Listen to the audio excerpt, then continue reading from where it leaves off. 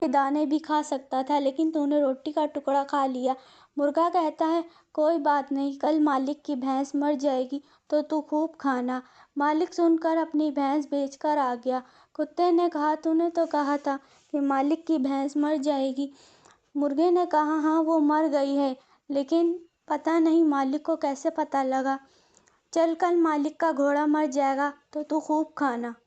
مالک یہ سب سن کر اگلے دن گھوڑا بھی بیچ کر آ جاتا ہے۔ کتا کہتا ہے اے ظالم، تو جھوٹا ہے، تو نے جھوٹ کہا، مالک کی بھینس بھی نہیں مری اور گھوڑا بھی نہیں۔ مرغے نے کہا میں موذن ہوں، میں جھوٹ نہیں بولتا، واقعی میں مالک کی بھینس اور گھوڑا مر گیا، لیکن پتہ نہیں مالک کو کیسے پتہ لگا اور وہ یہ سب بیچ کر آ گیا۔ چل تو فکر نہیں کر، مالک کل مر جائے گا تو خوب کھانا۔ یہ سن کر اس انسان کے ہوش اڑ جاتے ہیں اور وہ بھاگتے ہوئے حضرت موسیٰ کے پاس جاتا ہے تو حضرت موسیٰ فرماتے ہیں یہ تیرا انجام یہی ہے۔ اس بات سے یہ سبق ملتا ہے کہ ہمارے یہاں جب کچھ نقصان ہو جائے یا کچھ گم ہو تو اس میں اللہ کی بہتری ہوتی ہے اور وہ ہماری جان کا صدقہ ہوتا ہے۔